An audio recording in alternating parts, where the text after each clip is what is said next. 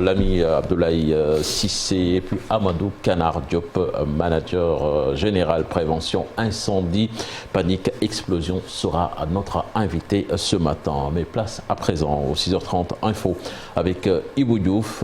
Ibou, nous démarrons en politique avec les élections législatives, la DGA qui fixe les règles du parrainage. Exactement, cher Tidiane, et c'est à travers un communiqué, le directeur général des élections informe les partis politiques légalement constitués, les coalitions de partis politiques également, les entités regroupant des personnes indépendantes désirant de participer donc aux élections législatives du 31 juillet 2022 en application des dispositions des articles L149 R76 4 du Code électoral que le nombre de parrains requis pour soutenir une liste de candidats est fixé par l'arrêté numéro 004071 du 3 mars 2022 ainsi qu'il suit 34 880 électeurs représentant le minimum de 0,5%, 55 327 électeurs représentant le maximum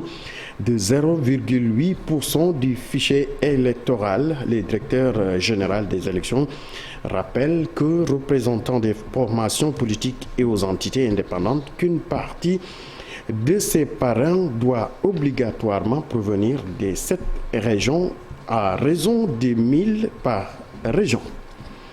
Parlons tout à fait autre chose, problème de l'accès à l'eau dans la commune de Bambilor. L'ONG 3D tire la sonnette d'alarme et demande à l'État de faire revenir les branchements sociaux. Les familles démunies n'ont pas les moyens de se procurer du liquide précieux à cause du coût très élevé des branchements. Suivant ce reportage signé Abdou Diouf Diagne et Amadou Bamba Samba. Malgré une urbanisation accélérée, l'accès à l'eau pose toujours problème dans beaucoup de villages et cités de la commune de Bambilor. Pour corriger ça, l'ONG 3D s'engage à apporter sa contribution. Ça nous a permis justement d'appuyer la commune de Bambilor en la dotant justement de dispositifs hydrauliques et éventuellement aussi en la dotant d'un important justement raccordement sur le réseau d'adduction d'eau.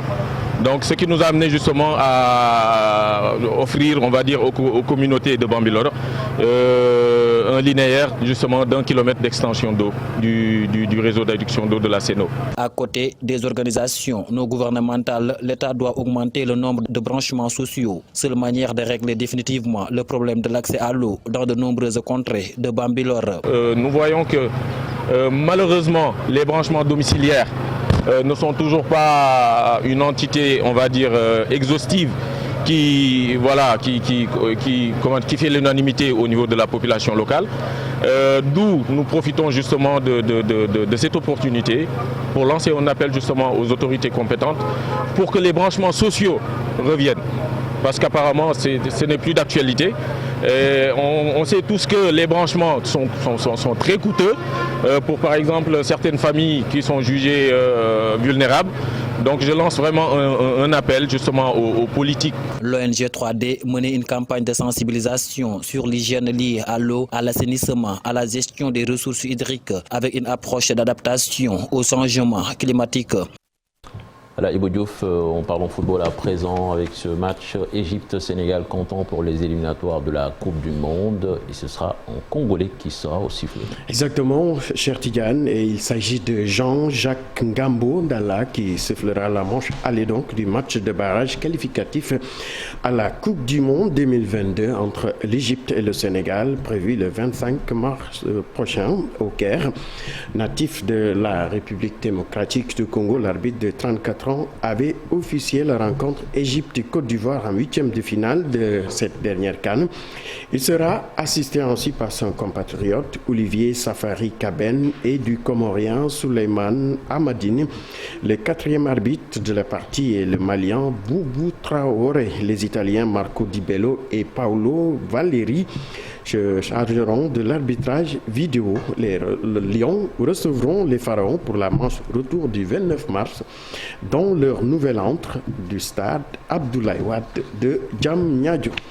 Et terminons avec du basket, de chute pour le Dakar University Club. Dans l'autre rencontre hier, les Sénégalais du Duc ont concédé une deuxième défaite de rang malgré une Dakar Arena surchauffée. Les étudiants du coach parfait Abidjan s'inclinent 98 et 92 face au Ferrovario de Beira. De l'autre rencontre, ça devait être le choc entre le Monastir et le SLAC de la Guinée. Les Tunisiens finalistes de la dernière édition remportent facilement cette deuxième rencontre de la conférence Sahara. Pour le moment, ça va très mal pour le Dakar University Club, malgré un bon score sur le plan offensif quand même, 92 points inscrits, mais cela n'a pas été suffisant pour deuxième mi-temps. À chaque fois, il mène au score en première mi-temps, en deuxième mi-temps, et il chute. Peut-être que Parfait Adjoint va trouver la recette pour essayer de redresser la barre, mais ça va être extrêmement difficile, surtout quand on voit les adversaires qui restent. Ils ont enchaîné les tirs primés, mais le réveil était un peu trop tard parce que l'écart était assez grand. Et il y a eu quand même une balle de match qu'il fallait marquer pour coller encore au basque de cette équipe-là. Mais malheureusement, ce tir a été raté et ça s'est joué sur des détails. Mais bon, rien n'est encore perdu, même si ça va être très difficile pour nos étudiants. Très difficile. Ils sont en apprentissage. C'est leur première dans cette compétition, mais on espère qu'ils vont engranger énormément d'expérience. Yves, on se retrouve dans quelques instants pour l'actualité internationale.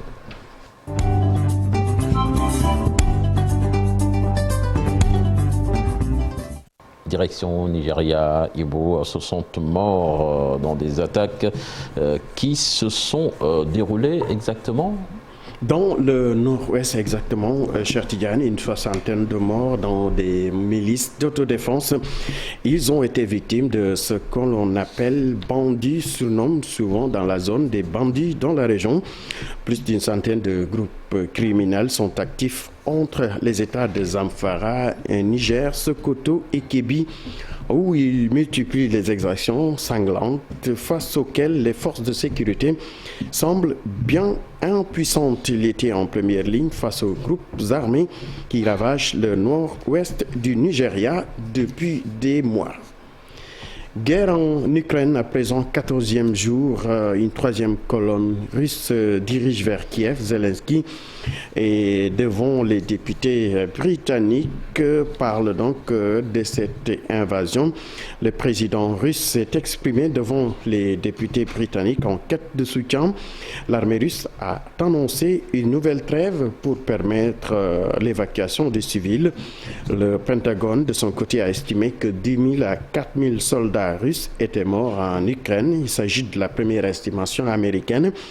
Les chiffres donnés par les autorités de Kiev sont nettement plus importants, mais difficilement vérifiables.